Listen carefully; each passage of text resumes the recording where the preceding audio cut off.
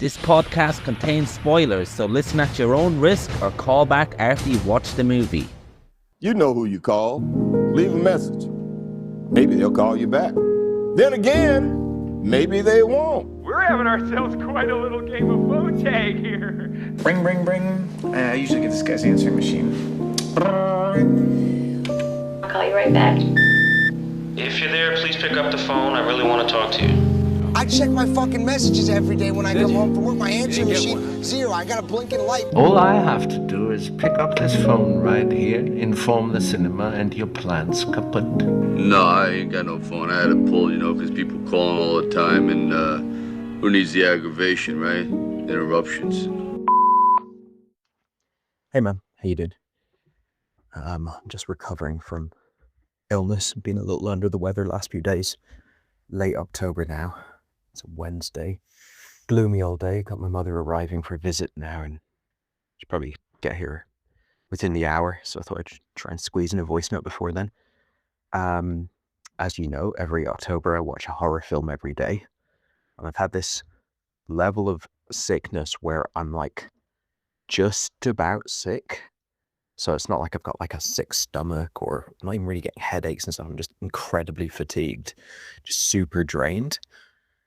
And so I've seen quite a few really, really good horror movies that I've been well enough to watch and enjoy, but not well enough to shoot you over a voice message. And you may, we'll see if I can actually muster much excitement or enthusiasm on this one. But yeah, just haven't really had the energy to talk to you about some of these films I've seen lately. But there have been some really good ones, including the one that I'm talking to you about right now, In a Violent Nature, 2024 film by Nash. Usually I like to kind of watch a film either straight away immediately after I watch it, or just after like a day or so of stewing on it, send you over my thoughts, send you over a voice note on it, without kind of reading anything else about the movie. But because it's been a few days removed from some of these, I have read a little bit about the last few movies that I've watched. So yeah, there's some other things that might color this voice note. I heard about this film when the trailer dropped. I'm not really sure when that was, but it's a 2024 film, so let's assume early 24, late 23, something like that. Watched the beginning of the trailer, which immediately kind of like shows you the gimmick of this movie, which is that it's a slasher film from the perspective of the killer. And not just a slasher film, but very, very clearly like a sort of Friday the 13th movie. I watched Friday the 13th Part 2 a couple of weeks ago, and the woman at the end of this movie, In a Violent Nature, who picks up the kind of final girl, she is from Friday the 13th Part 2. And it's very much just like a homage to that style of slasher killer, but showing it from the perspective of the killer. And so I thought that was intriguing. When I saw the trailer, it's like, okay, interesting.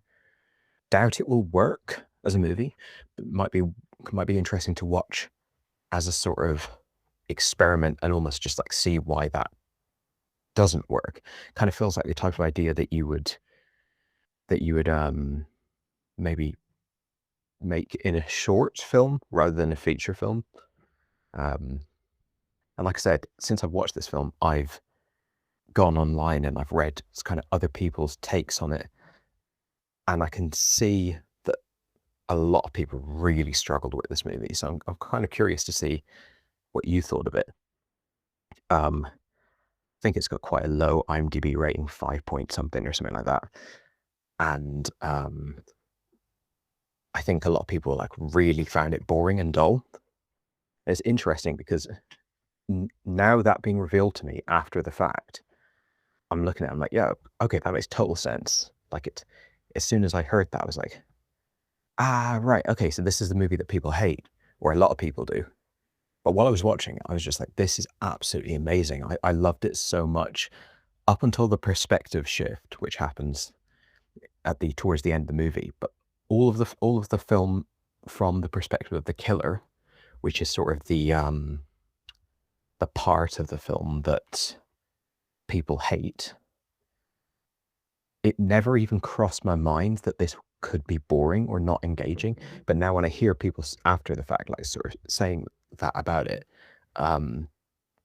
it completely makes sense, because you are just literally watching someone walk along through trees for, like, if you just added up all of those shots together where nothing's happening other than the characters sort of walking on screen, that that must be 20 minutes or 30 minutes, something like a huge amount of the runtime of this movie. Another thing that I have learned since watching the movie from reading online is that the director, Chris Nash, was influenced by, I forget the name of this spiritual trilogy of movies that Gus Van Sant made, but Last Days, Jerry, and Elephant, kind of mid-period Gus Van Sant movies. And I didn't make that connection as I was watching it. Now, like, learning that, I'm like, oh yeah, the film is literally Jerry. Not literally, because it's also a slasher movie, but like, so much of the movie is just, well, what would it be like if you were walking through the forest for ages, and then you got to here and you did something, and then you were walking for ages? Like, what does that feel like? What does that sound like? What's that like? What's the atmosphere of that like, depending on the characters involved and their intention? If you've got like a character and you've got a sense of why they want to go where they're going and all that kind of stuff, how does it feel sort of watching them just methodically move around a landscape? And like I said, I didn't draw the connection when I was watching them, but I love those movies. They're by far my favorite Gus Van Sant movies. Like that period is so interesting, and the films are brilliant in my opinion. And they're all kind of horror films in a way. Like, one is about the final days of Kurt Cobain's life, and it's basically just watching someone that you can tell, both from your kind of outside of the movie knowledge, but also from like what you sense within the film, that this is someone who's like really uncomfortable in life and really, really at a kind of loss existentially, and just that's it. That's a whole movie, like just watching that play out. The other is like, a Lost in the Wilderness type movie that eventually has like a very dark kind of undertone to it. And then obviously the other one's Columbine Massacre. So they've never been like positioned as horror movies, or I've never thought about them as horror movies. But watching a film now which stylistically takes its cue from those movies and is very directly a horror movie, it's kind of pushing that. It's just an interesting thing to do, to take your influence from those movies and they go, now I'm going to make an actual direct, overt horror film where there's violence in the air. The people are going to get killed. Basically, every second we're watching this movie, it's like violence is on the cards. It's imminent. It's being driven towards. And instead of having that, like chase scenes or dialogue scenes or like, cuts to different locations, just having that be this plodding, inevitable kind of walk towards it is really, I found it very, very engaging. Also, the character that we've seen in films like Friday the 13th and Halloween, I think those two franchises really cement that the mythos of that character, that sort of superhuman, unexplained, slow walking. They represent murder. They represent death. The inevitability of death. Like they're both a physical presence in the scene, but they're also almost like Final Destination, so it's just like a looming inevitability that hangs in the air. Showing that in more detail, because obviously this time it's the main character of the movie and they're on screen almost the entire time, is just really interesting because, well, to me at least, obviously I'm a big horror fan, so I've been living with this character in one shape or another for decades. I guess maybe Halloween was the first movie I saw that had this, because, a lot of slashers like Scream and stuff don't have this specific version of a killer, but movies that do, like Halloween, I've seen that character so much in my life, but now like seeing, well, what's the actual full like moment to moment staging of how that plays out. And there's kind of a man bites dog thing of like, you're culpable a bit. And that's, again, interesting because usually with these horror movies, the first one, you're on the side of the victims, but then in the sequels, you're eventually on the side of the villain. And that's kind of how that's usually how they eventually end up structuring them, where they kind of get the audience to the point where like they've just paid their ticket to go and see these big elaborate kills, but then actually pushing that a step further and going, and the killer is going to be your point of view character into the movie, is really, I mean, I didn't find it that uncomfortable personally because I'm a bit less sensitive to movies, I think, like, or maybe it's also just the fact that this movie is so gimmicky, it's so postmodern, that I'm like thinking, I'm not really fully immersed in it as a reality. I'm thinking about it more as like in conversation with other films and stuff like that.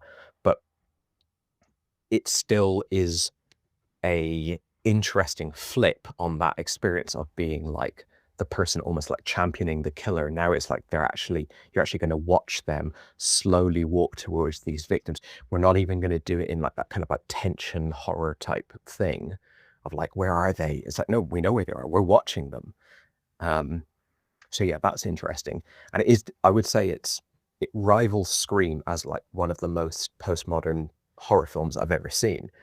It is a dissection of, and I guess also like a celebration of, a massive strand of horror. Things like Halloween, but also things like Wrong Turn came to mind, that kind of hillbilly horror, mutated people horror, stuff like that.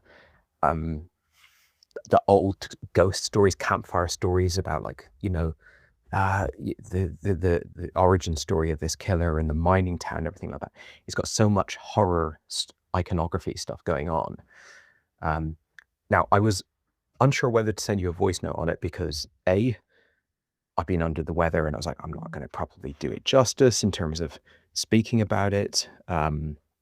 Struggling to muster up much kind of excitement and enthusiasm at the moment. And it's been a couple of days since I've seen it, and I've seen other films since, and I've read about it as well. So that's kind of coloring my thoughts and stuff like that. Although all the stuff I've read about has been like negative, and I still just like love this movie. In fact, the more I think about it, the more I love it more and more. But the other reason I wasn't sure is because I think you can sort of correct me if I'm wrong here, but I think you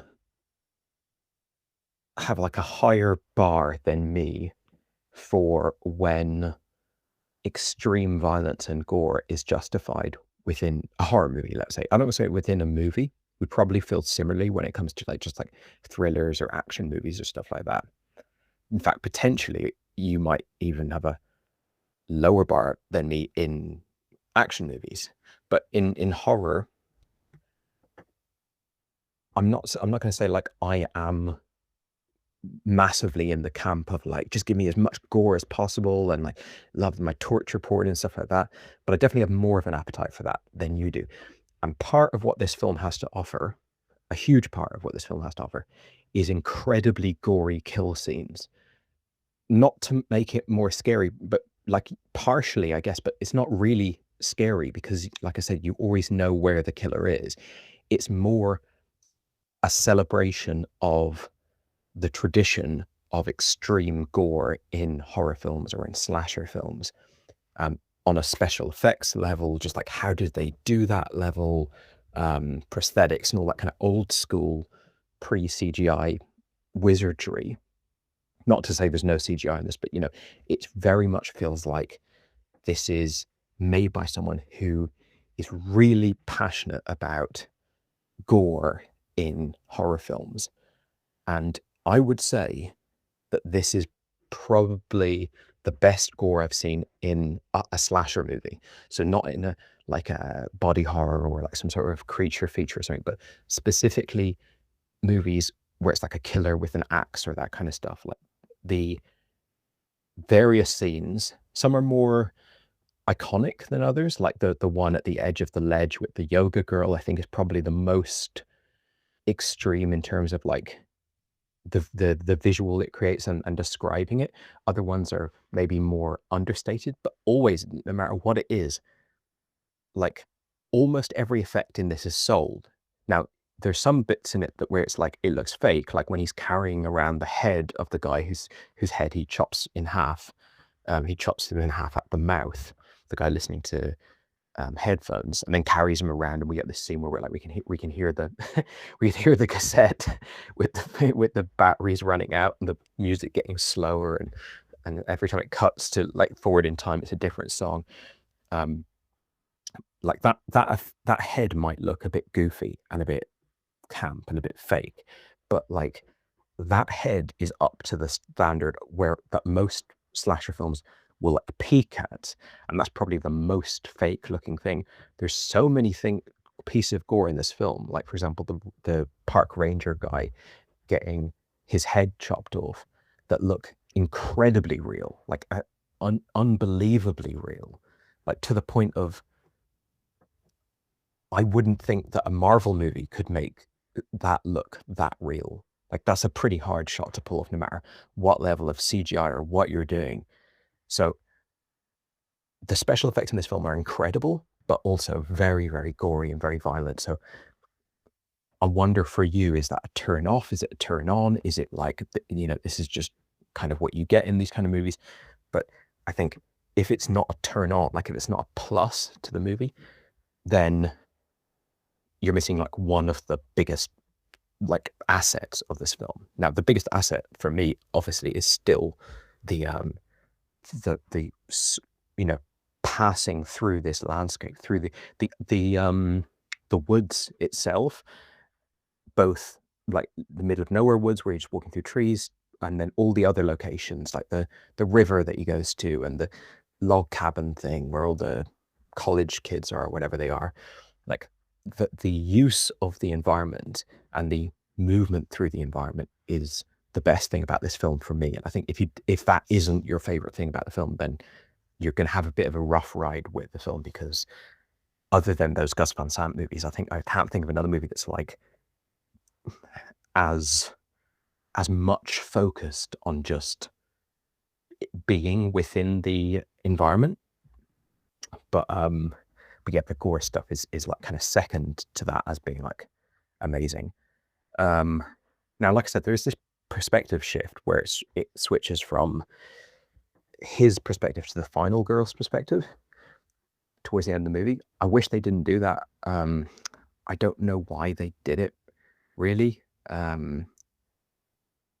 It seems to just betray the film. Like sometimes unexpected kind of things that are novel within the context of that film happen, and it's like, oh cool, I wasn't expecting this to happen, and therefore that's good. Whereas this is like, I wasn't expecting that to happen, and therefore the final act of this movie is just the same as the final act of every slasher movie, which is just the final girl trying to get away. In fact, I don't think we actually see the killer again past that point. So it's not just that she's trying to get away and she has to like kill him at the end. She's got away and we're just with her. I suppose you could say that by putting the bracelet or the necklace back on that can, that she's kind of turned him off. Like she's concluded the slasher monster. Although he hasn't been put in the ground, so I don't know. I struggle to find a justification for it.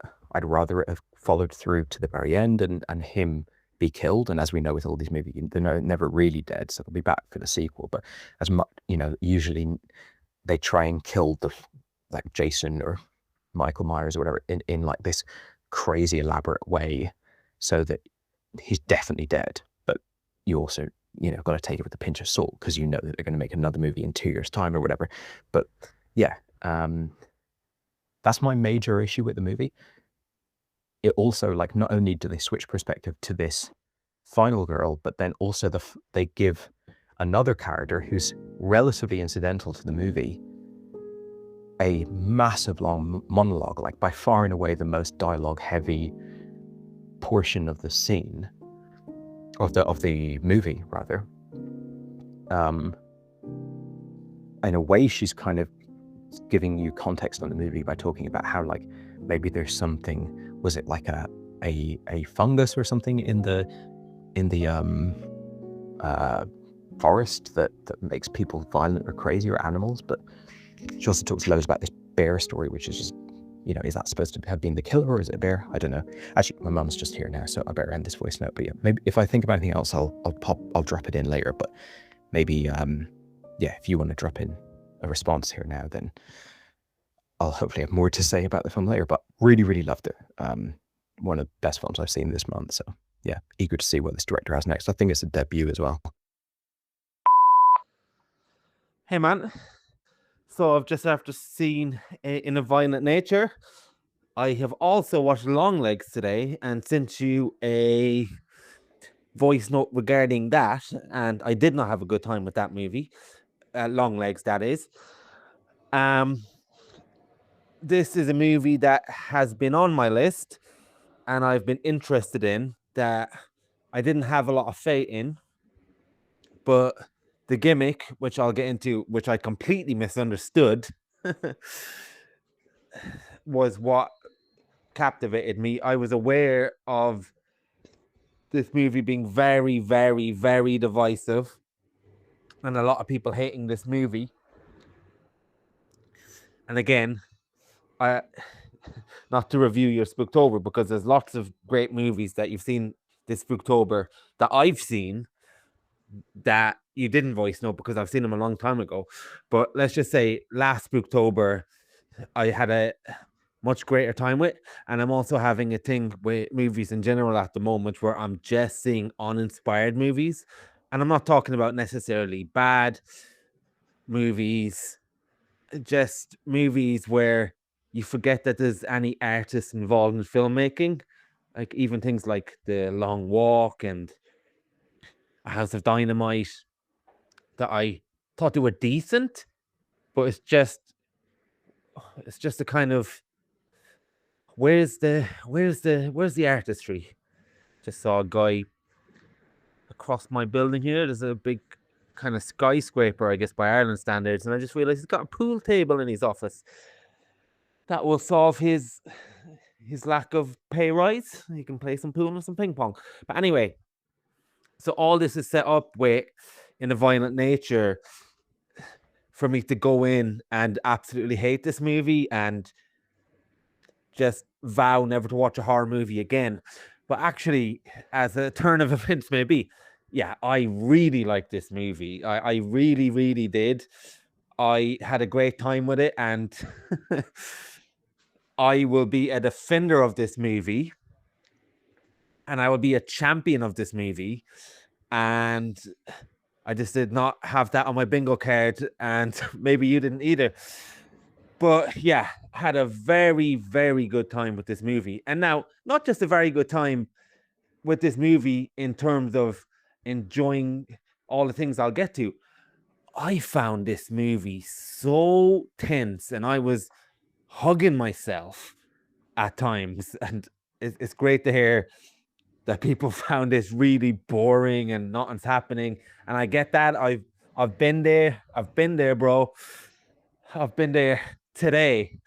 But I found this movie so scary, not in a haunted house kind of way, but just this sense of inevitable dread, this sense of doom, this type of slasher movie camera work that I haven't trained my brain to not to be scared of.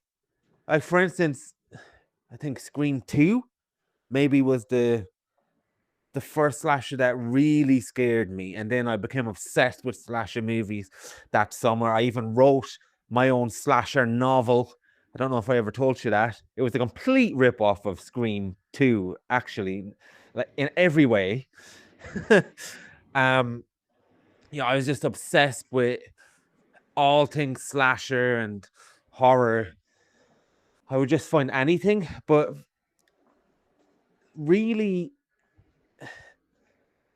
it's almost like I trained my brain consciously and subconsciously not to be scared, because I used to find them so scary that I just learned the layout of the land so much that ain't nothing can scare me. Oh, jump scare coming up, false scare, there he is. That's what that is. Loud music, boom. I just know the rhythm of all these slasher movies consciously and now subconsciously. I just don't get scared. I just know the pattern. I know the pattern when there's a new pattern in traditional sense of horror movies and scares. It just very, very rarely gets me in the slasher genre. Now this, from the outset, because it was new to my brain, I was in a state of alert and a state of fight or flight from the beginning. They often talk about jump scares in movies, that being the lowest form of scare, blah, blah, blah, blah. This is a slow scare. I swear to God, I don't know if this invented that type of feeling.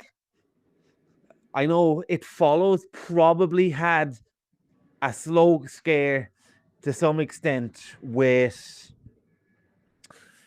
the way that sexual transmitted ghost or whatever it was follows them slowly, but at the same time, that was from the perspective of the hero, shall we say, our guys, not from the perspective of the serial killer, or in this case, this monster type thing. Yeah, so I heard about this, and when I heard it was from the POV of a serial killer or whatever, I thought it was literally POV, as in we'd see everything from his point of view, as in first person, like a video game, like Call of Duty or something. So obviously, from the very beginning, I had fun trying to work out where he was in that opening scene before realizing, oh no, this movie is doing something much more elaborate and much more interesting, and something that will sustain itself for the runtime. That is giving us just the point of view of the serial killer in terms of he's the main character.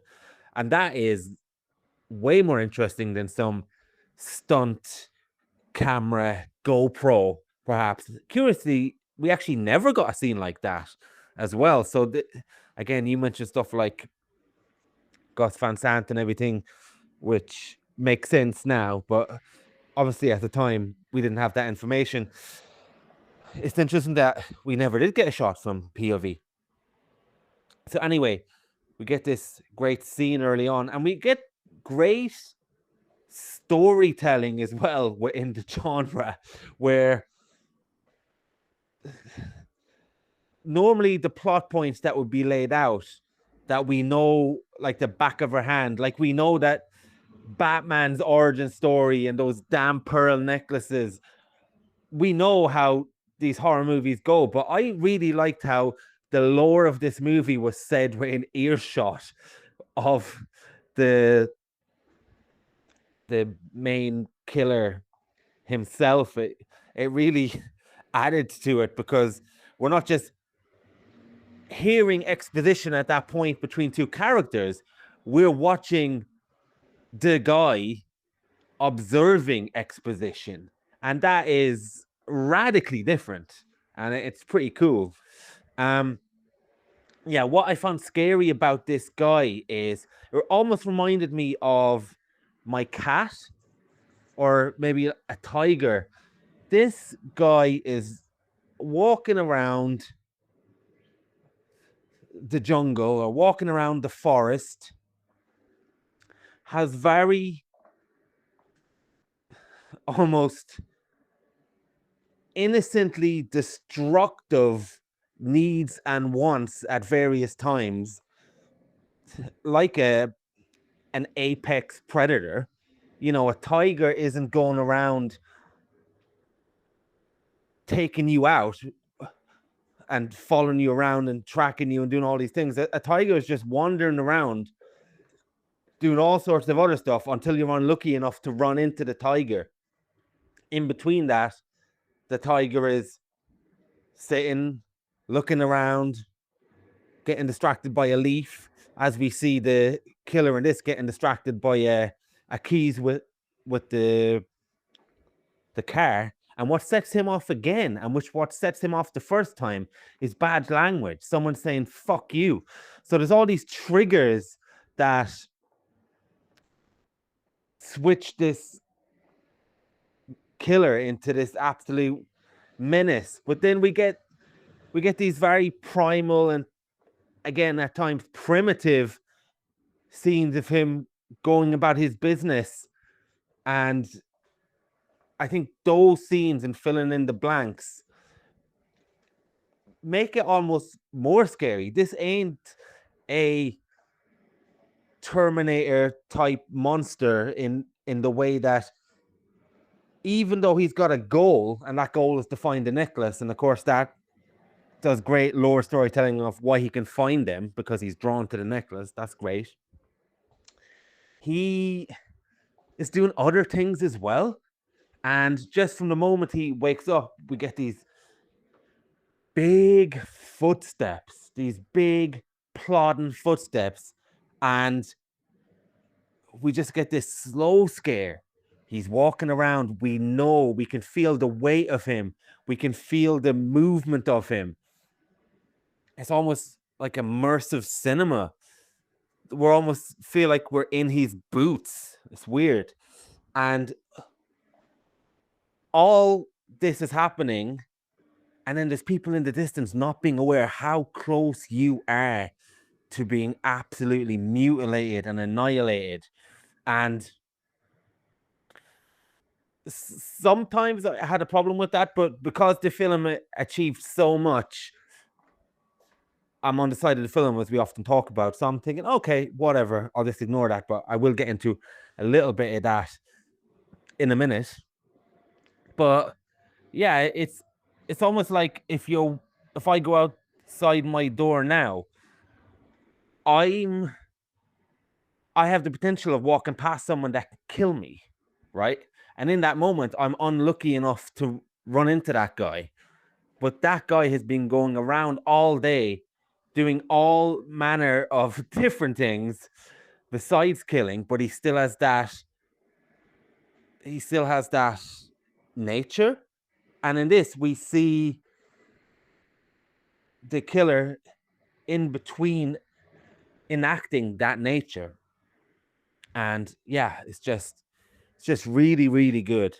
And believe me when I say, again, I watched this at 4 p.m. It was still light outside. I found it tense. I was, the slowness and the stillness of the camera and the composure of the camera was doing bits to my nervous system, because I just hadn't been trained in how to anticipate what would happen. And you know what it's like? It's like edging. It's like edging in a fucking scare sense, because it has you on the cusp of that moment forever in this movie at times. And I'll get to the final scene, which I'm going to make a completely different case for in a bit. But yeah, this movie managed to do so many brilliant things. Now, some of the things that I had a problem with, but I was fine with because I was having such a good time. And these are just normal horror traps that I'm fine with. It didn't ruin the experience. But so firstly, they made such a design choice of making the footsteps so loud, so prominent, so ominous. And then they made the decision to make every character fucking deaf and be oblivious to hearing footsteps. And I'm all for stupid character behavior, and this movie's got a lot of stupid character behavior, but just that design choice. Don't give me loud footsteps and draw attention to the fact, and then it needs a twig for a character to know the killer is around. And the other moments where everyone is blind in their periphery, I had to be okay with that, and I was. And this again ties into my cat predator / prey theory. They say that predators are able to have a much more wider field of vision than prey that can only really see from the sides because their eyes have evolved that way. I'm sure David Attenborough will give a better explanation than I just did. But because it was from the perspective of the killer, that kind of added to the feeling of you were out of your depth here, should I say. You're out of your depth here, little humans, because this guy is an apex predator. And what he can see and what you can see and the world he's able to enter into, you can't even dream of. You're going around in your little life. So it really worked for me in showing that. And it had to be shown that way, really, because there's so much lack of movement with the camera in this movie that they had to give you that threat in other ways. And then there's another brilliant scene when they're sitting around at the campfire, and the movement of the camera, it's almost circling around up close while they're around the campfire telling that story. And there's something that the film has managed to establish that just made those moments so tense to me, and made the final moments with the perspective change from the final girl, that made it so intense to me. And I'll try and link those two together, but just if I remember, so just the scene at the campfire when the camera's moving around and it's just so tight. And again, I was talking about a movie with like Long Legs earlier, where they're putting Roman numerals down, they're trying to do this aesthetic from the past. The other thing is, this ratio is, I think it's 4:3. I can't remember what it is, but it's boxed in, right? And it looks cool, it's stylistic, but there's a practical reason for being boxed in and using that ratio. It's not just stylish, it's functional. And listen, I'm not saying that you can't do something for stylish sake. Believe me, I'm not the police on that, but it's so great when you put in something that's stylish and it also has such a functional benefit. And the functional benefit means you feel very claustrophobic. You feel like you're missing half of the screen where this guy can come out of. You feel like you have the same vision ability as the campfire kids. So brilliant functionality in everything that happened in this movie. Even things that I had a problem with, I can make a case for. But anyway, in that campfire scene, when they're sitting around and the camera's going around in circles, I was listening to what's it called? Friday Night Lights podcast recently, and it's, well, you probably don't remember, but it's hosted by Tim Riggins' brother, the actor who plays him in that movie, in that TV show, and it also his wife in that show. And they were just talking about what buttoning a scene is, which is a technique that actors and directors do, which I never heard of. And they're saying buttoning the scene is when you show a scene and then you end the scene on a different character. So then that scene becomes what that character thinks. And in that campfire scene, not only are they giving you the scare of that character, the killer, being hard to see in the trees, it also zooms in slightly on him and it buttons the scene and gives you pause to think of what that guy thinks about that conversation. And I don't think I've ever seen that with a serial killer in that way before, in an emotional way, not just a scare kind of way. So that's brilliant directing in all these subtle ways. And what else to say? Yeah, so you mentioned about the gore. Now, with the gore, and again, you prepped me on this, and you said, "Oh, I don't know if I'm gonna send a voice note on this. This is a very gore-heavy movie." And for me, this no problem with this kind of gore. Now, it is horrible and it is off-putting. And again, far be it for me to be the gratuitous violence police, because I like action movies when people are getting their heads blown off as much as the next person. So there's nothing wrong with gratuitous violence. But I have a particular problem with it in the horror genre, where they're showing gore and they're saying, look at that, you look at that, you love it, don't you? You love it, you love it, you love the gore, you love it. You love all those spleens, you love all those fucking eyeballs popping, you love it. Isn't this fun? Isn't this great? And I'm not talking about in the Blob kind of way, where it is fun. It, like camp torture porn, as I call it. But I'm just talking about in really nasty ways. They're trying to show you, isn't this fun? Isn't that what you're here for? Bam, bam, bash, baby. It's just really... And again, if you're into that type of thing, that's cool. That's your bag. I'm just saying I'm not into that type of thing.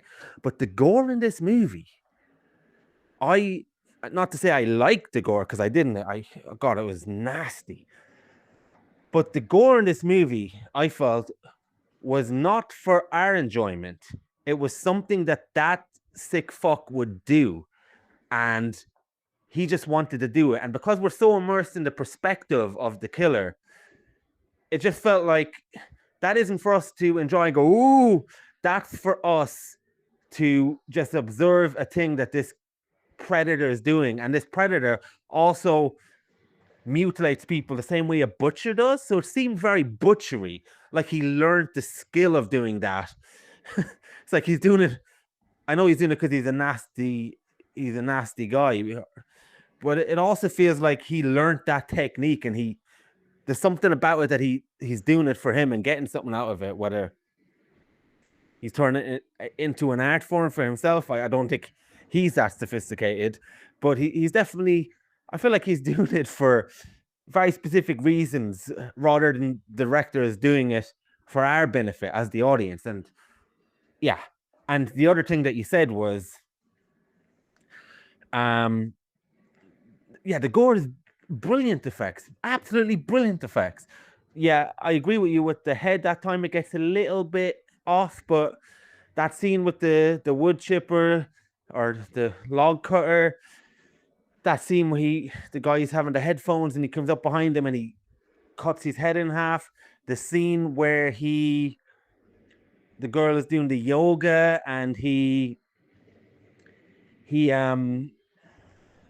puts her head through her stomach, and horrible stuff, but just very, very good practical effects. I couldn't see where the effect was of how you would do that. And it's a long time since I thought I'd say that. And then just other kills as well, like the scene where she is swimming. There's a character swimming, and she is swimming, and then we see him go underwater, and the camera stays at the perspective that we last seen him at. So to an extent, we're not sure if he's there, but at the same time, we're also thinking that, oh no, he's going to come up and pull her under, isn't he? But there's this duality between the perspective where the camera stopped and let off, and the suspense of when is he going to get her? And we just know how this guy moves at this point. He moves very slowly and meticulously, and it's just when you know something is going to happen inevitably, it's horrifying for me. It's like when someone has a balloon and you know they're going to pop the balloon, and you're just looking, the balloon is there, there's no surprise, but it's just waiting for that moment, to happen. Pop goes the balloon. And well, anyway, enough about my fear of balloons, because but it is kind of similar to that in this movie, where this guy is, when is he gonna pop him? He's just walking. But yeah, So the final shift, which you had a problem with, I loved it. I absolutely loved it, because at this point, and this is my case for this movie, this shift of perspective. At this point, right, in other horror movies. Oh yeah, one other thing, and the scene where they pull up in the the quad bike, and he throws the axe and she ducks out of the way, and it's just a very static camera angle. That's a brilliant sequence. That is just like that is just not the complete opposite of flashy, the complete opposite of some insane stunt. That's just a practical stunt that doesn't even feel like a stunt, but the atmosphere that has been created makes that dodge like something that Neo does in the Matrix in the context of the movie, because these cabin kids are so squishy and so fucking stupid and so disposable that when an axe is flying and she leans back and ducks and manages to not get killed by this guy, brilliant. And the other thing is, well, and this might have been a scene straight out of Game of Thrones, but I like the fact that the scenes where they just shoot the fucking killer and he gets knocked down, and we just see him close to the camera, and you just know he's getting up. And again, it's the edging of scares in this movie. The inevitable. When is it going to happen? Put me out of my misery. Get up. And there's a scene where he finds them again later, and then we get that whole great lore piece where he's like, yeah, 10 years ago my dad did this, and another 10 years before that. Like, I was just so there for that. I was just having such a good time. But we've seen him walk for hours and hours, and there's cuts between the different terrains and time of night, so we know he's been walking for a long time. This guy ain't gonna give up. But anyway, the sheriff or whatever he is, he shoots the guy, the killer, and he's down on the ground, and the other guy won't hold the he won't hold the fucking shotgun. Again, this is stupid stuff, but it's fine, because again, this is the experience you've been having with other movies. But if you're scared and it's tense, then it doesn't matter. You've gained something. You've gained something from the stupidity. But that scene reminded me, and I probably won't go into spoilers if it's Game of Thrones, but you know that scene where what's his name? He's in everything at the moment. Pedro Pascal. He's having a fight, and then you feel like the fight is gone another way, and one other character is on the ground, and there's a still and there's a swish in the air, and then boom, a massive change up. I don't know if they got that scene from Game of Thrones, but it affected me in the same way, where you know he is down and he is not out, and just boom, grabs the guy and rips out his spleen or whatever he does. He paralyzes him in a violent nature. But anyway, sorry. The scene at the end. So in normal horror movies, right, when the killer is after them and we see it from the perspective of the people, the victims, shall we say, it's almost like the horror bad guy doesn't exist outside of the frame. He doesn't really exist outside of the frame. He doesn't have a life. He only exists when he pops up to scare the shit out of the teenagers that don't want to get slashed, right? He might appear out of nowhere. He might smash through a window. He might be in the closet. He could be anywhere, but he only exists when he appears. We don't know where his existence might spawn, but he is there. And while on the surface, this movie, you would think, reverts to that trope by the end of the movie, but it doesn't, because when it switches to her perspective, I'm imagining what this fucker's doing. I've been with this guy. I know what he does now. I know where he walks. I know what he's doing. I know how he's capable to find you, right? You could say the necklace, but at the same time, the guy with the shotgun says, no, now that the necklace is gone, he will not stop. And whether that's true or not, that's the perspective we're given and that's the information we're given. So when it switches to her perspective, I don't have just her perspective at this time. I am seeing her perspective, but I'm also seeing his perspective off screen. I'm imagining what he's doing off screen, where he's walking. I've got that mental image burned into my brain of where he's walking to. He will find you. He will find you. You stop at the side of the road. He's probably been walking all night. He will not stop and he will find you. So I've got, which a movie has never done for me before, as far as I know, I've got an alternative camera going on in my mind of the trail that this guy is walking on, and he is getting closer and closer and closer to our character, our victim character. Now it's irrational because he can't, we've never seen him run very fast, we've never seen him run at all, in fact, but that is the level of fear that we have, and it taps into the fear that the victim has in a horror movie in a way that I've never been able to tap into that fear, because obviously the victim in the movie has seen other angles of the killer and other things that it can do. So we get an alternative story going on in our heads. This director, Chris Nash, has managed to create, at least in my mind, a separate movie I'm watching while I'm watching something on the screen. And that is a hell of an achievement. So I think it works so much so when she pulls over at the side of the road and she's staring into the distance. If you remember, she's getting a bandage on her leg. And it's also a very realistic reason to why they'll pull over, because she passes out and the driver character is bandaging her leg. That's actually fairly realistic. She doesn't know that it's a killer.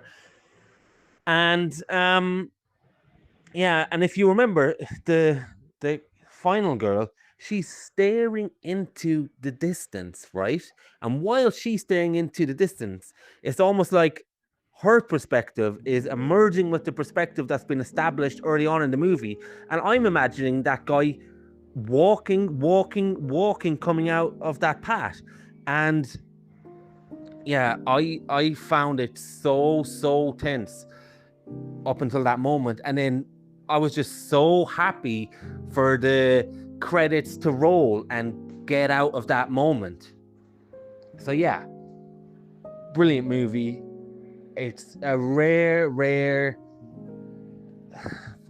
type of movie in horror in general that scares me. And again, this isn't scared in a paranormal way that makes me not want to take a piss, but this is the type of stuff I used to get as a teenager from slasher movies before I became cynical and jaded. So thank Chris Nash, if that's his name, for this movie.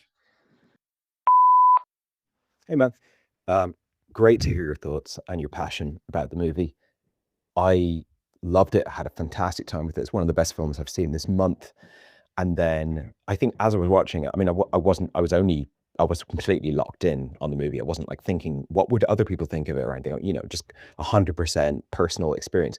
But then afterwards, hearing that I think I checked all 31 movies that I have this month, and it was by far and away the most lowest rated.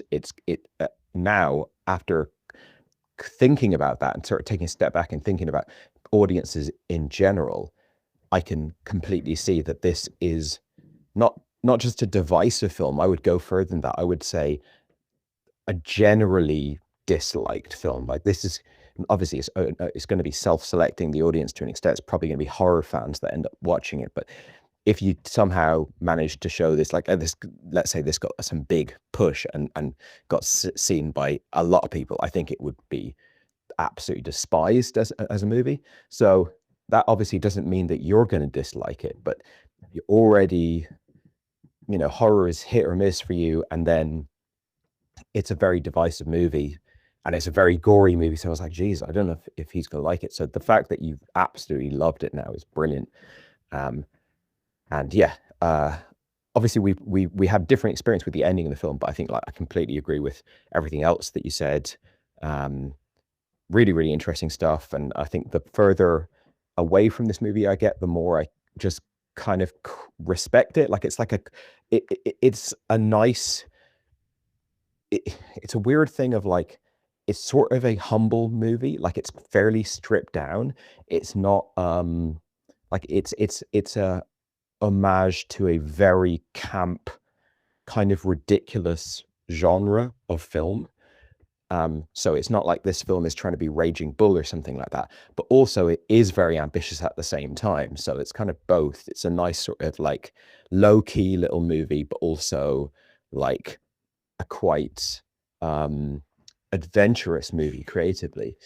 Also, you mentioned at the top of you saying like that my Spooktober this year has definitely not worked for you as much as previous ones. I mean, for me, I feel like I've only had one dud across the entire month. I've been absolutely loving the movies, but yeah, this definitely would rank pretty high, I think. I like what you said about the slow scares versus the like kind of jump scares. Definitely, jump scares are very volatile. I'm not going to say there's no place for jump scares in movies, and I've certainly had some great jump scares over the years, but it gets old pretty fast. And if the movie's got nothing up its sleeve except for like quiet, bang, big loud noise, but actually it was nothing, like that gets really irritating.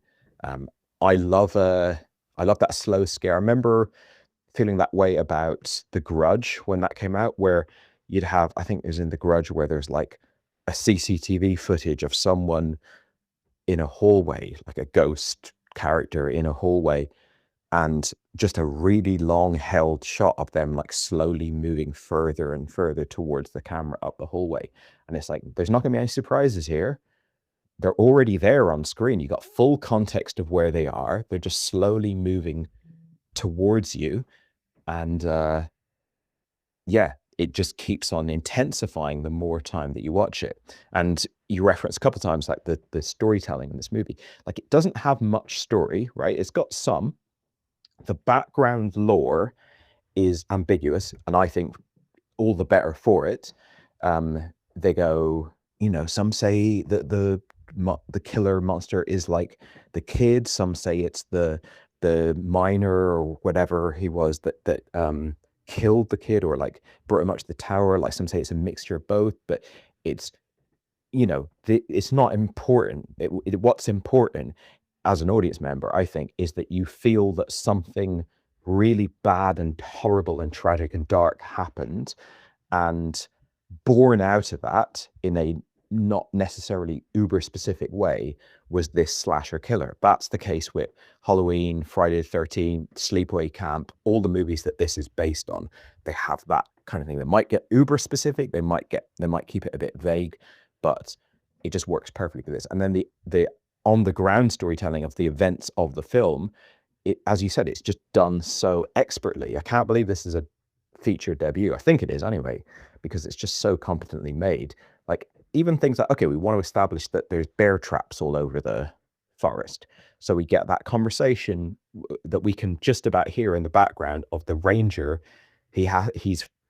Someone's got injured with a bear trap, so he's driven over to this hick guy's house to lambast him about the bear traps, and we're getting that as background dialogue whilst we see the plodding, this guy walking around, or like the kind of walking towards the house and ultimately going to kill the hit guy. But it's like every time this film needs to communicate information to you, it does it really well.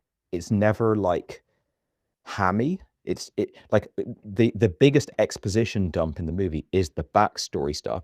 And what would these kids, or I call them kids, probably like 27 or something, but what would these kids be doing around a campfire, with their girls in the dark woods having some beers? Well, they'd be telling spooky sort of ghost story, scary story about the area. That's what they'd be doing. They would literally in real life be doing a big exposition dump. So I mean, and that's the most plot heavy thing. The only bit that was a bit more clunky actually was the ranger talking about like, my father put him in the ground, like that was a bit less delicate.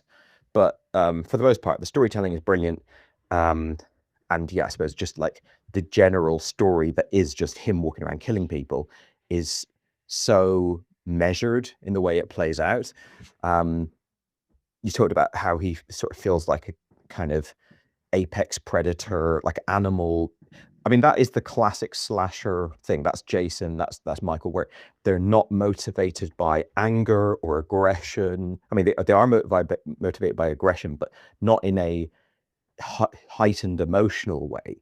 That's the difference with like the Ghostface killer and the Scream movies and stuff.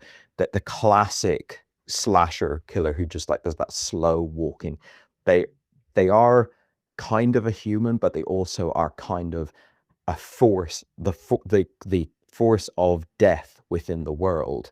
And yeah, it's great when it can be great anyway, and it obviously depends, because a lot of those movies are terrible. But if it's a good movie, that thing of like, there's literally zero chance you could reason with this person.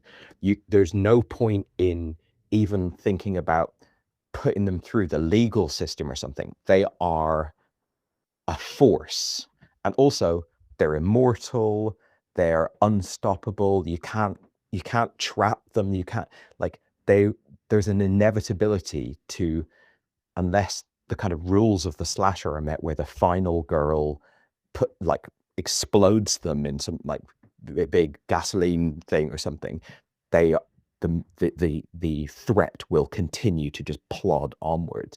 But of course, this movie is different because they put that as the main character.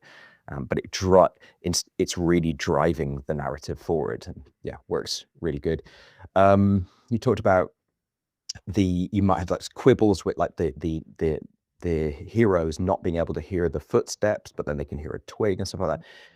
I wonder, I mean, I'm not necessarily saying this kid, but I wonder, with stuff like that, when you see things that don't make sense but lead to more kills and stuff, if it's deliberate, I'm not saying it is, but in these kind of horror movies, like the ones that this is an homage to, the classic example is like, instead of running out the front door, you run upstairs or you run down into the basement. Like people always, their actions are always what's going to lead to the kill rather than what's the most logical. And when the killer is slowly walking around in the background, making no effort whatsoever to be hidden, well, the character just happens to be looking in the wrong direction at all the convenient times. So it's not driven by logic, it's driven by what is going to get us where we need to go as a slasher. I would say, and I'm obviously speculating here because I haven't talked to the director or anything, but I would say that this film probably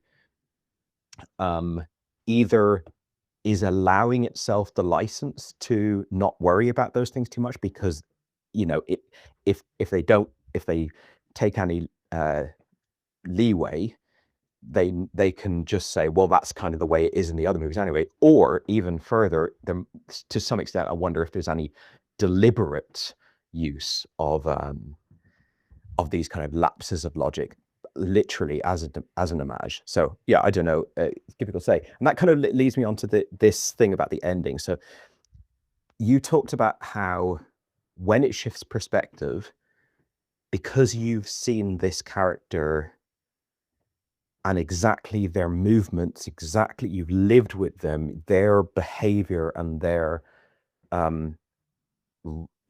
the way they exist and operate in this world is so in your bones at that point that even though you're seeing like a final girl running away, like you see at the end of every horror movie, now you have much more of a sense of the killer than you usually have in this kind of movie. So it's an interesting experience that you had with it. I mean, I think the outcome of that for you seems to have been that you were, you know, feeling incredibly scared that he was there, or that like you're more scared than you would usually be in that sequence in other horror movies. For me, I think I'm scared for her well-being in the final sequence, but I am in the final sequence of any good slasher movie because there's a killer on the loose and they could get you. And there's one interesting deviation that this has away from other horror movies, other horror movies that are in this genre, and that is that the killer can't teleport. The killer can't be in one spot and then you run away from that and you go around a corner and then they're there. In other horror movies, like Halloween, especially like as you get into sequels to these franchises, they break away from the geographical logic in order for that killer to be in everywhere that they are. They'd have to be running at certain points or driving, or in some cases teleporting. And it doesn't matter, because as an audience member, you're going, this is not a serious, realistic movie. The fact that if you shoot the character, that they don't die, we're already breaking away from the actual real potential of what a human killer can do. And that's been then in video games, for example, like Dead by Daylight and all these like games where asymmetric horror multiplayer games where you can play as the killer. You can teleport in those to create that scare of like, as the teens or the camp counselors or whatever, you can't count on where the killer is going to emerge. Even if there was a shot where they were like way far away in the trees watching, then like a short amount of time later, you can go into the kitchen and they're stood there. And this film doesn't do that. They never have the killer be able to literally teleport. We never see him running, except maybe once tries like chasing people, but even still, I'm not sure.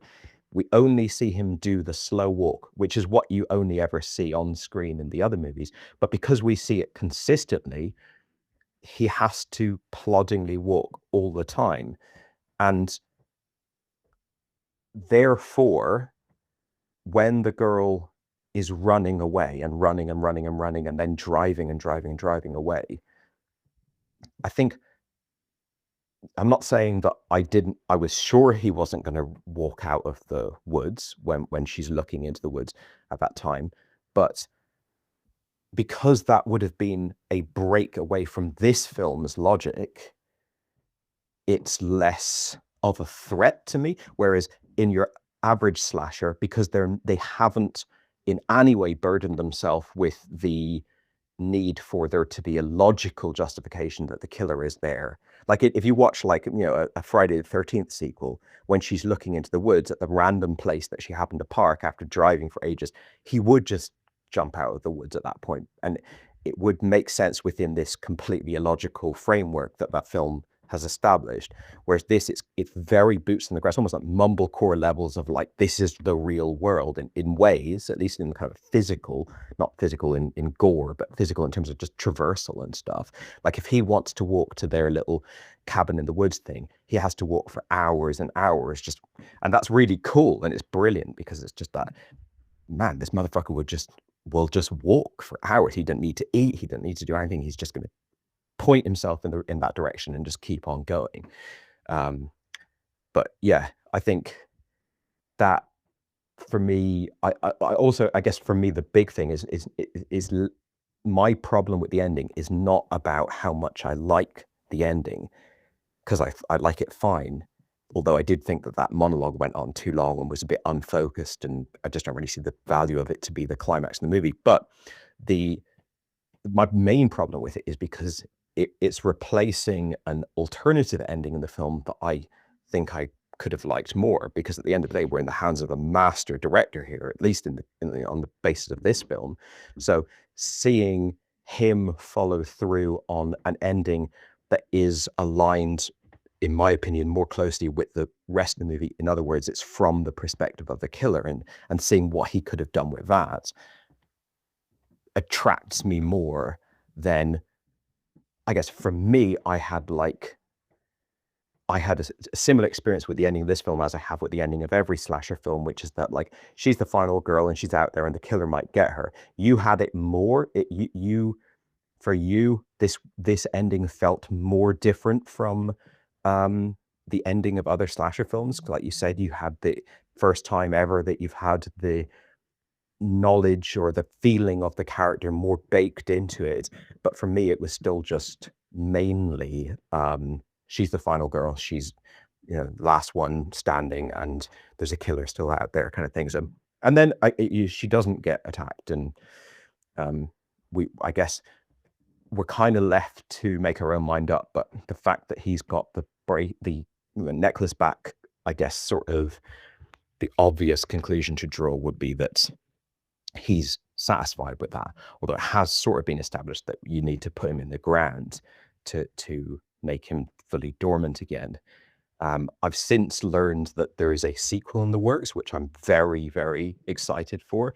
I'm generally horror sequels like, oh, right, okay, so they're going to make another one. It'll be worse than the first one. It'll probably be shit, but it might be all right. Whereas this one, I'm like, well, he's obviously, I mean, this is kind of, in a way, it's almost like this is the closest movie I've seen to this is probably Friday the 13th Part 2. So he's already getting into like Friday the 13th sequel territory almost with this movie. But those old school slasher movies that this is an homage to, they obviously have loads of sequels, and some of them get bananas, you know, like, for example, a lot of them, they'll switch the location from the countryside to the city. Now, obviously this is called In a Violent Nature, and it's kind of established at the end of the movie that there's some aspect to this forest, maybe like some sort of virus or something that leads to violence. So I don't know, maybe that would mean that like kind of like wrong turners, maybe you have to keep it rural, but you can do whatever you want because it's paying homage to these ridiculous cheesy movies.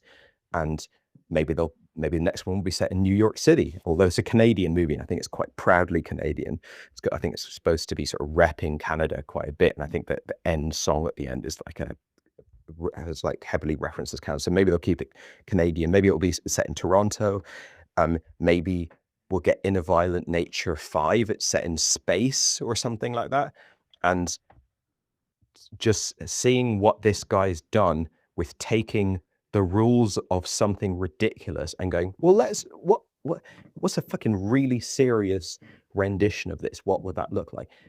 I'm curious to see him give that treatment to even more stupid kind of concept that are like the slasher sequel franchise type thing. So yeah, we'll see where that goes. And I'm glad you didn't have a problem with the gore. I mean, I completely disagree with you on the way the gore is presented. You said that some films, they put the gore in it as like, go on, you love it, you love the gore, don't you? Lap it up and we chop up some eyeballs. I think this film is 100% that. Like, I think this film is one of the ultimate examples of that I've ever seen. And I love that. I'm an audience member who, if the movie's good, if I'm enjoying the movie and I think it's a good movie and a scary movie, I'm 100% here for the director or the filmmakers, particularly the special effects makeup artists, going, look at this crazy shit that's going to happen. Oh my God, that's so much wilder than you thought it was going to happen. Oh my God, you've never seen this being done to a human before. This motherfucker's crazy. That celebration of gore and violence, I think, is on display here. You said that you don't think the gore is for our enjoyment, but I think it 100% is. And I think that's what's one of the things that's so special about this movie, that it's got sort of two tricks up its sleeve. You know, you look at a lot of the films that this is sort of based on, and they've only got the kills, and the stuff in between the kills, the drama, the kind of just generally existing in the forest or whatever, is really shit. But they're kind of trading on the expectation that you will be fine with it, which you will be if you're kind of in the bag for that stuff, because you know you're going to get your awesome kills eventually. But this one has, like, you know, that Gus Van Sant thing of just like someone walking along for 10 minutes in the forest is brilliant to a small minority of people, granted.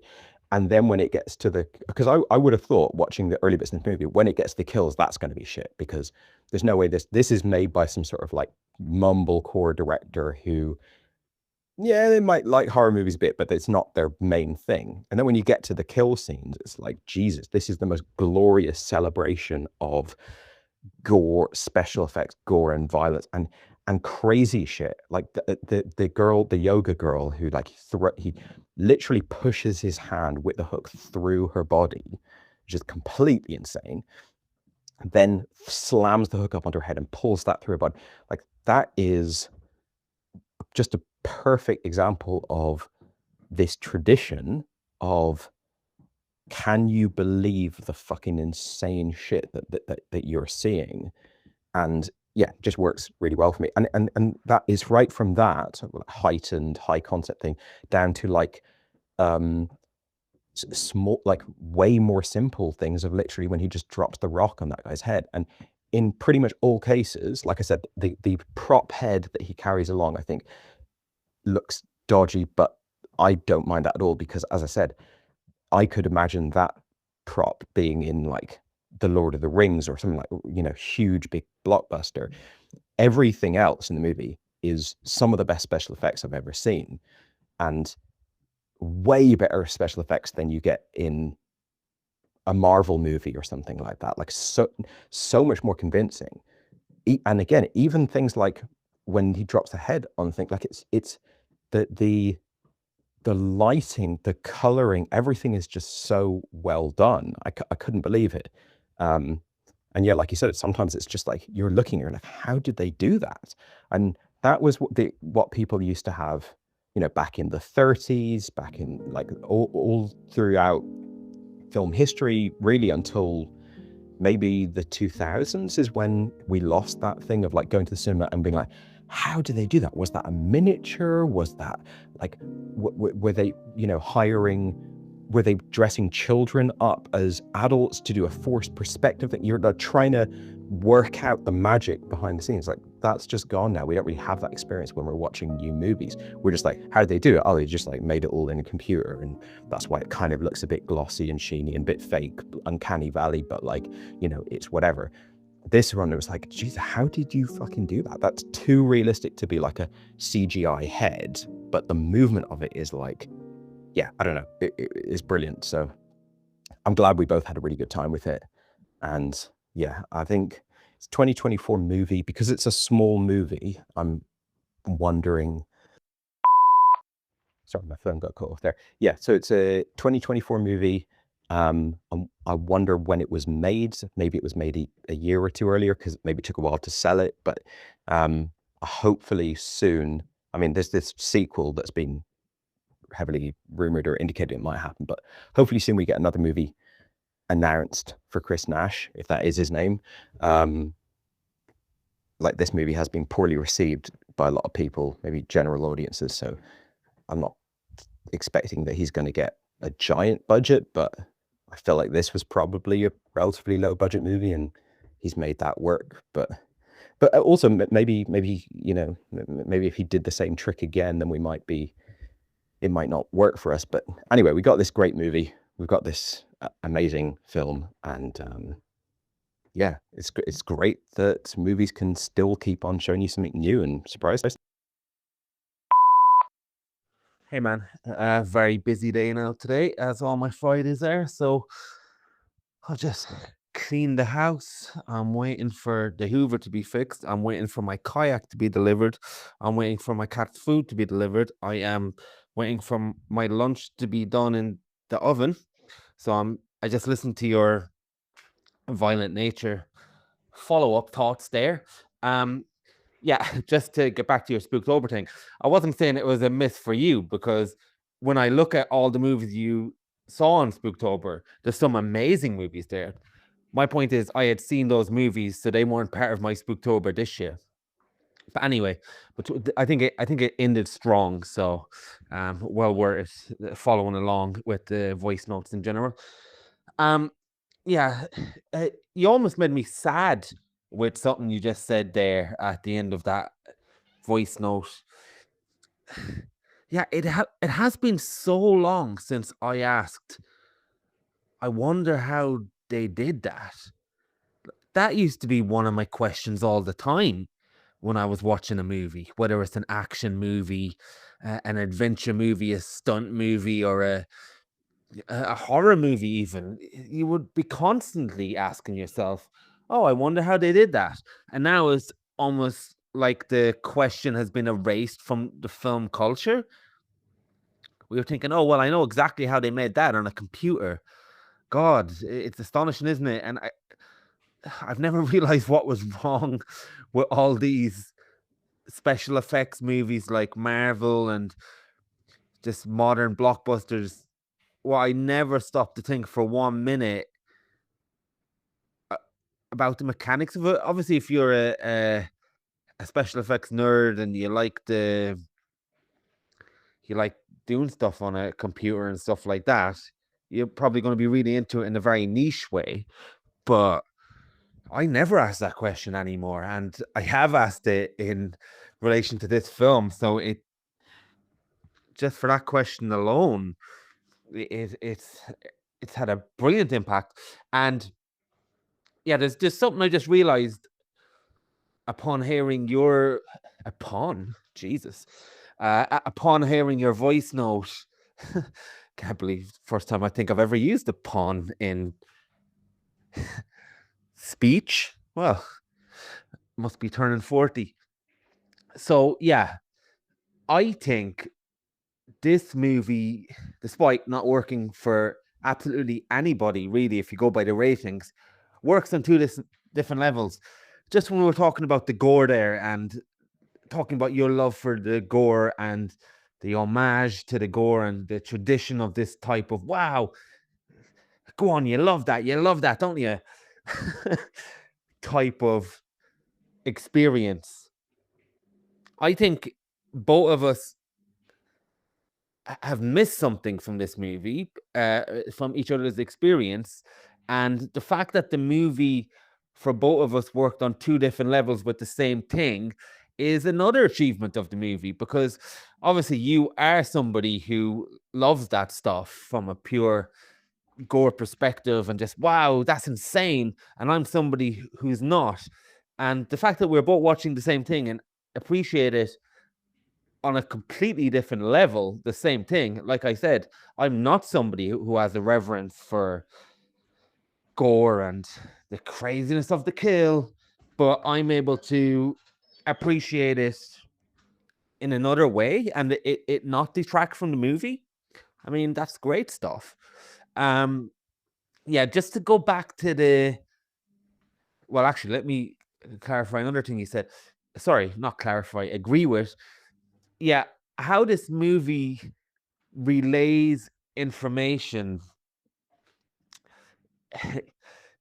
and just what little plot there are is brilliant anytime they have to do it. It's almost like voyeur position where you're watching someone else as the plot unfolds. Well, you're not watching somebody else, you're watching the killer and he take in that information. But anyway, the ending of the movie. So a few things, right? If you remember, and you referenced it in your last voice note, the bear traps. I almost thought we had, and I don't know how much of this is intentional, we almost had Chekhov's bear trap because it's established early on. I think there's a shot of the bear trap early on. And when we see the final girl running at the end, another thing that made that scene so tense for me was I was sure she was going to clamp on a bear trap. I was sure that's where the movie was leading. And there's a scene that really established my sense of terror. When they escape on the quad bike, we get a scene and cuts of the killer. I wonder what his name is, actually. The killer walking menacingly for ages until dusk till dawn almost, walking slowly. And he finally reaches his target. I mean, they transition that scene fairly quickly. But again, it sets the type of beat and rhythm that worked for me in a way that it didn't for you. So while you're saying, and I get what you're saying about the rules that this movie sticks to and with that game where teleport is the power and everything like that, it doesn't throw the rules of basic physics in a way out the window. But what it does do is establish a rule that if you are stuck, he's coming for you.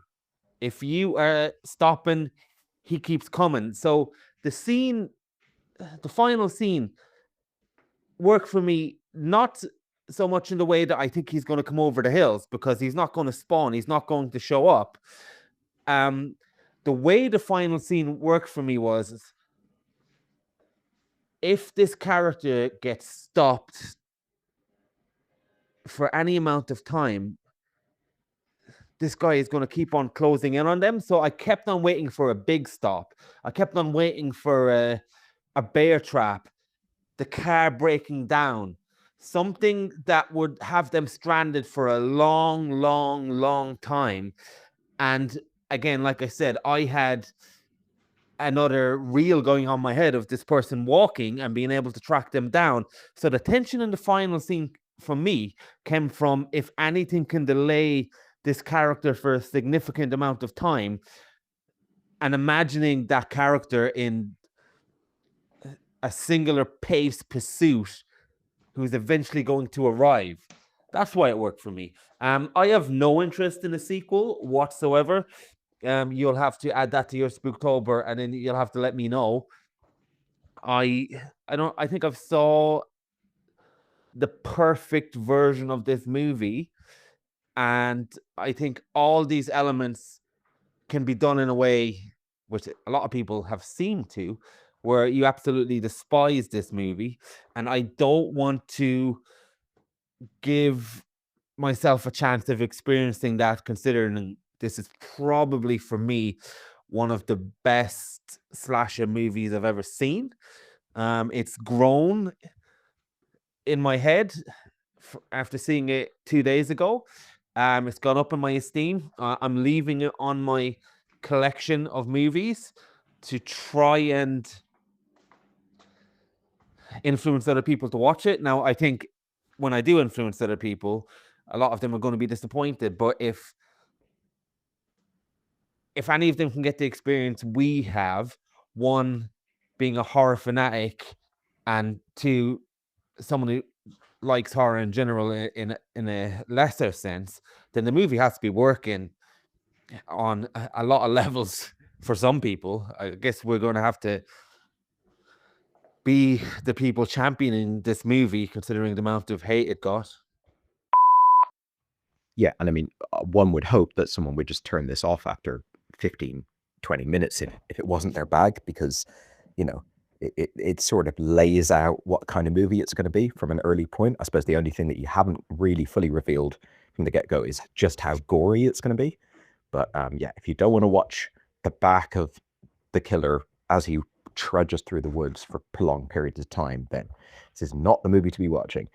And yeah, I mean, this is our thing. This is our curse, that whenever we watch a movie, both love it, completely agree on it, like, which basically had that very similar time with it. There's one little thing that we feel differently about, and then we end up just talking about that, like, to you know, mostly, which is in this case the ending of the film. But I will just say, I agree with everything that you just said about the ending of the film. Now, the Chekhov's bear trap, I feel like had already paid off so many times at that point that I didn't feel like it kind of had to be part of the ending of the film. I mean, it was certainly a possibility. Whenever you see anyone in this movie running through the woods or walking through the woods, you do have the bear traps in your head, which is very effective because you generally can't see their feet as they're walking. But yeah, I think what the film does at the end, where with her just like terrified staring into the trees, is effective, because it's almost like the end of Texas Chainsaw Massacre, where the girl has reached a level of his fear and hysteria that is almost a horror unto itself. It's no longer even just the horror of the external thing that might get her. It's the horror of actually just being that scared, have events having gotten you to a place of that level of terror is terrifying. And I think that the monologue goes on too long, but the rest of the ending of this film, post perspective shift, is good filmmaking by a good filmmaker, and I would sort of sing its praises along similar lines to you. I just kind of felt like it broke away from what would have otherwise been more of a unified vision, and I guess we talked about it at great length, but I agree with what you had. And when I was watching the end of this movie, I wasn't like checked out. I wasn't like folded arms going, they fucked up the movie. I was just like, okay, interesting. Where are we going with this? And then I guess the fact that it never goes back to that conflict or that kind of character that we've had as our main character for the whole movie, we don't ever see him again. It's interesting structurally. It's just a bit, I guess, a little unsatisfying to me, but it's still like good stuff that we're getting. So anyway, I think we do get his name several times throughout the movie, but I just can't remember. Is it Johnny? I'm just like wondering, like, will they? Because for example, in the Scream movies, you don't get the name Ghostface mentioned until I think maybe like the 6th one or something, maybe even later.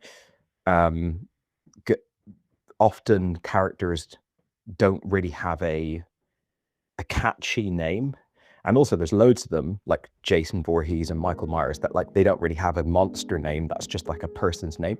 So maybe this guy, he's called Johnny Boy, let's say. I kind of vaguely remember someone saying Johnny Boy in it. I can't remember, but let's say Johnny Boy. Even though that sounds like doesn't really sound like a slasher villain name, you could imagine by In a Violent Nature 7, Johnny Boy just being one of the iconic slasher villains out there. I'll keep you posted on In a Violent Nature 7, and yeah, hopefully they do something interesting with the sequel, but we'll see. So yeah, great flick. Glad you enjoyed it, and it's actually Halloween right now. In fact, what is it? It is 3:10 in the afternoon. Night will be falling imminently, and I'll be headed out with the kids to go trick-or-treating in a couple hours. So house is full of excitement. Your mailbox is full. Please delete new or stored messages which you no longer need so that new messages may be received.